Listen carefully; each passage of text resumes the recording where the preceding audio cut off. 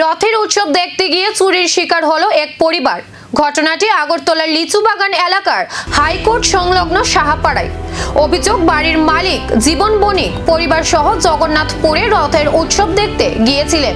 সন্ধ্যায় বাড়ি ফিরে দেখেন ঘরের দরজা ভেঙে ভিতরে ঢুকে দুষ্কৃতীরা গোটা বাড়ি তছনছ করেছে। চোরের দল নগদ প্রায় 10,000 টাকা সহ একাধিক মূল্যবান সামগ্রী নিয়ে পালিয়ে যায়। ঘটনার পর এলাকায় চাঞ্চল্য ছড়িয়ে পড়ে।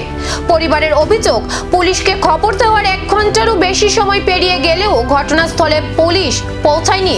এই ঘটনায় এলাকাবাসীর মধ্যে নিরাপত্তা নিয়ে প্রশ্ন উঠতে শুরু করেছে। দুষ্কৃতীদের দ্রুত শনাক্ত করে গ্রেফতারের দাবি জানিয়েছেন স্থানীয়রা।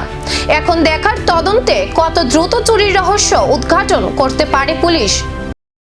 মানে জগন্নাথ বাড়ির রথে গেছিলাম আর কি। এরপরে আমরা আইসি প্রায় 8টা বাজে। আমরা গেছিলাম 4টার সময় বেরিয়ে আইসি 8টার সময়। আয়া দি আমার ছেলে প্রথম আইসে বাইক লিয়ে আই পড়ছে আগে। হ্যাঁ আয়া কইতেছে, ফোন করতেছে, তোমার দরজা দি ভাঙ্গা আন দাও। এরপরে দিকিটা এই দরজা ভাঙ্গা ঢুকছে। তো আমরা তাড়াতাড়ি নেমে আইলাম। আয়া দিকিটা পুরা ঘর ভাঙ্গা সঙ্গা। আমার ওই ভাঙ্গা আমি একটা টাকা পাইছিলাম না ওইসের থেকে, এই টাকাটা লিয়ে গেছে। মানে 10,000 মতো আসলো, 100-200 টাকা কম দিতে পারে, টাকাটা লিয়ে গেছে।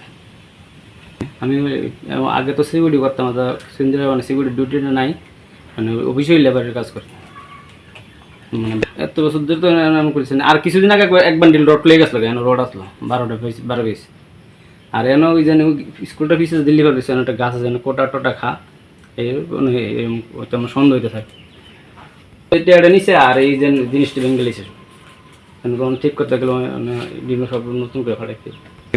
এত যদি পুরো গড় সব বাচ্চা দূরে চকি মকি সব বিছনাপত্র যা সব মাটি এইটা সব বাইরে। এমনি করে আমার কাগজপত্র সব কিছু কয়েকটা কাগজ ছিল মনে আছে, দেখছি আমি অন্য ঠিক করতে পারছেন। এটি আমার নাম হচ্ছে জীবন বণিক, লিচুবাগান সাহাপাড়া হাইকোর্টলে। উৎসবের আনন্দ মুহূর্তেই বদলে গেল দুঃস্বপ্নে। কে বা কারা ঘটালো এই দুঃসাহসিক চুরি? পুলিশি তদন্তে মিলবে কি সেই উত্তর? এখন সেইটাই দেখার।